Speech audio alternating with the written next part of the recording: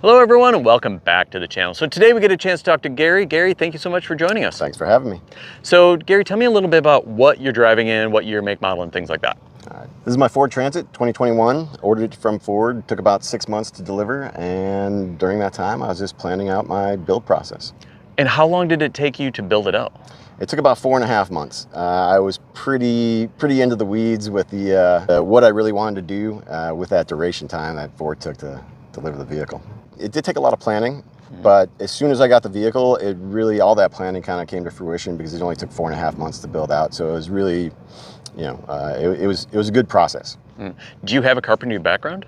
I don't. So I do a little renovation of houses and things like that. So it gave me a little bit of background to do electrical plumbing and things like that, but nothing professional. And you're full-time on the road? Yes, I've been on the road for 2.5 years now and loving it. Awesome. All right. Well, let's go ahead and get a tour, huh? Cheers. All right, let's go.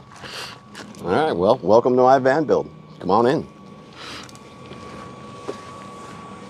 So one of the unique features about my rig is this shower. So the recirculating shower, I got the idea off the web and kind of designed it all myself a little bit with improvements.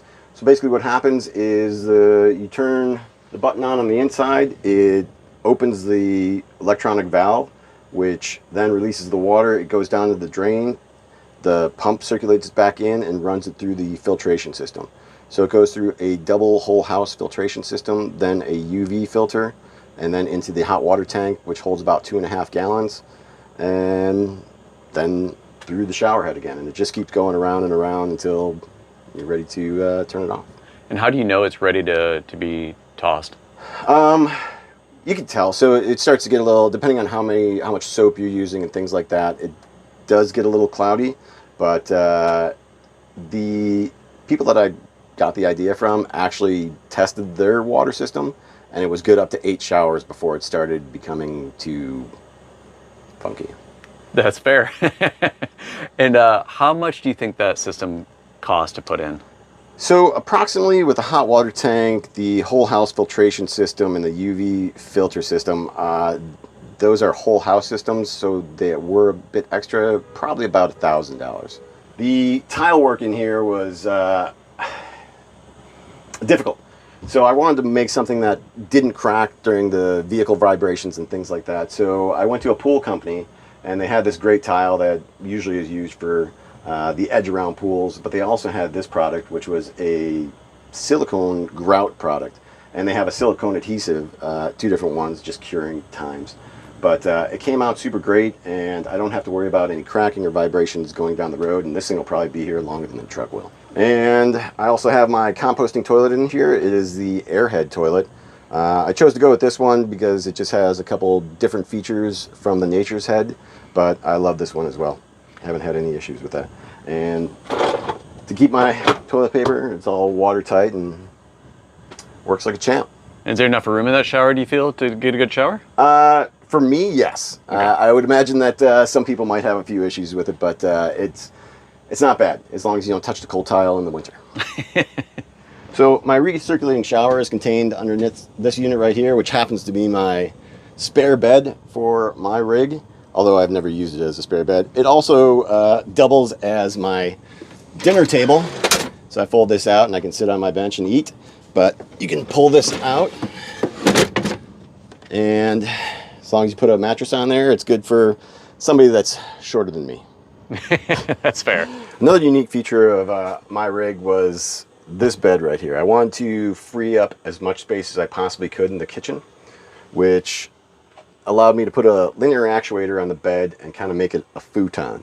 I also have it on rails, so the bed will slide out to about the sink here, about 15 inches. And then the head will drop down to give me 75 inches of sleeping space. So I got a couple pins on each side to make sure that the bed doesn't slide around while I'm driving, obviously. And you just pull it straight out, lock it back in place,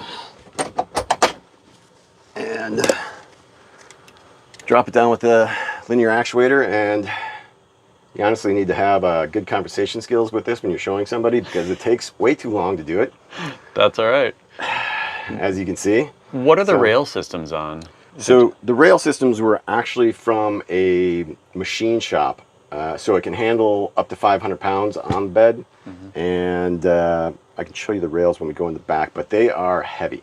This was a very heavy system, but I love it.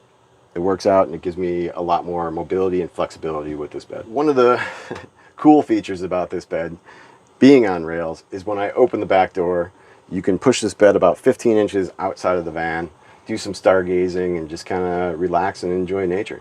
So on from the bed, we're moving on to the kitchen, which is not really my strong suit, but I love it. So I got a nice deep sink here to collect all my dirty dishes and such, and I can actually wash my hair and do all that stuff in this area if I don't want to activate the whole shower.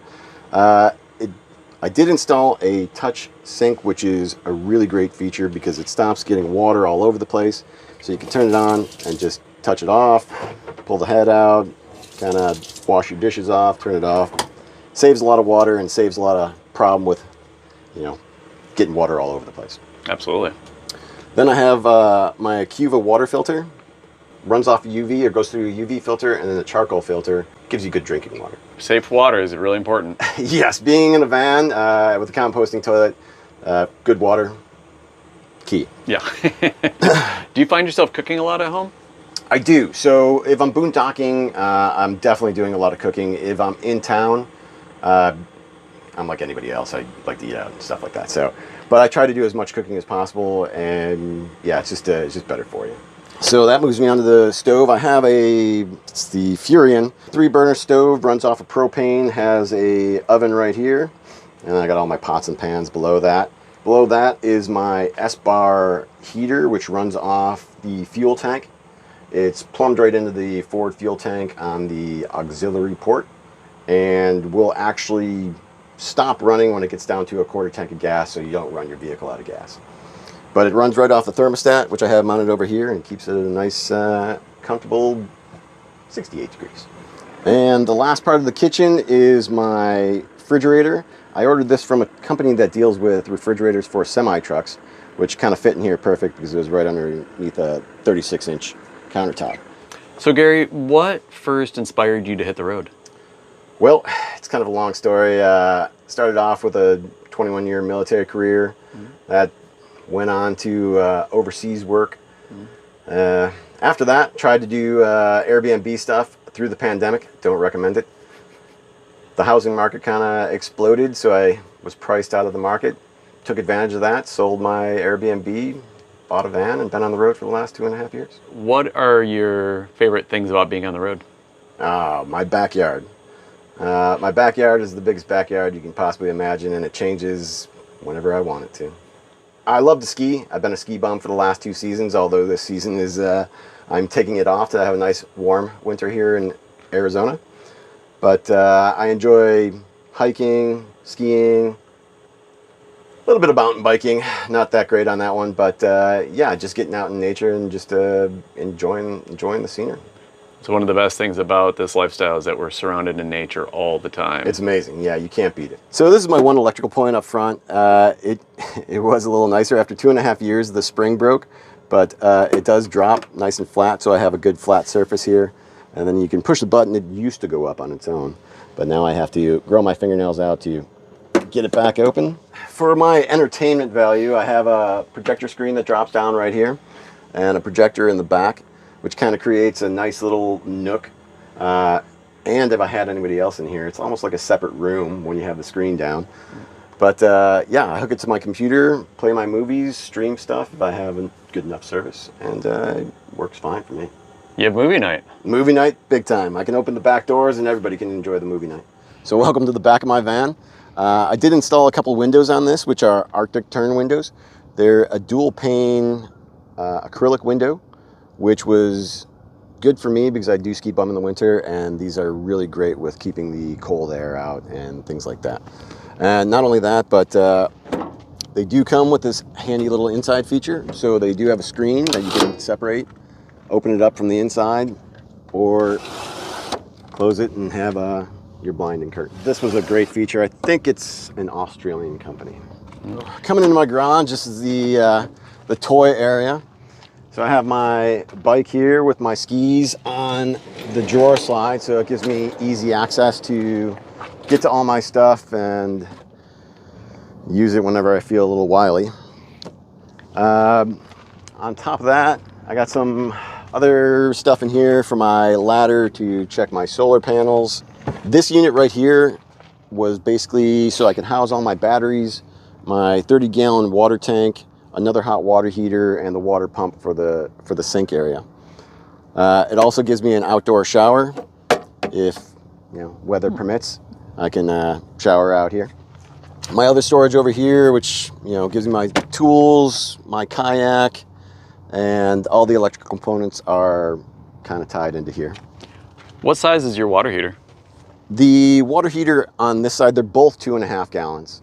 So this one, they're both electric and both 2.5 gallons, which is, they're great, but the electric water heaters definitely use a lot of power. So you have to really plan on when you're going to use those and how you're going to regenerate that power. So tell me about your electrical system, because you have a 12-volt refrigerator. Yes. What do you use to run that? So I have 300 amp hours worth of battery in the back, lithium batteries.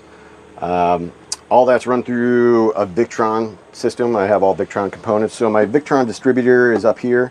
Everything's running through that. All my fuses for the breakers 120 and the fuse panel for all my 12-volt stuff is up here with my master shutoff. I wanted to have that inside the vehicle for safety purposes, and it just really works out. Can you hook this up to shore power at all, or do you ever need to? I can. So I do have a shore power outlet. I can do up to 30 amps shore power. And anytime that I'm not boondocking, or very rarely at a park, I will plug in, and it's convenient. So also with my Victron components, behind or underneath the bed in the garage, I have a 3,000 watt inverter that runs all my 120 power. I also have a DC to DC converter, which I'm upgrading from the 30 amp to a dual 50 amp. And then I have the Victron 1200 or 1250 for my solar panels as well, which is 400 watts solar on the roof, and my converter in the back. Gary, thank you very much for giving us a tour of your beautifully built, homemade rig. I really appreciate it. Thank you. Thanks for coming out and taking a look at it. I love showing it to people, and it's a pleasure.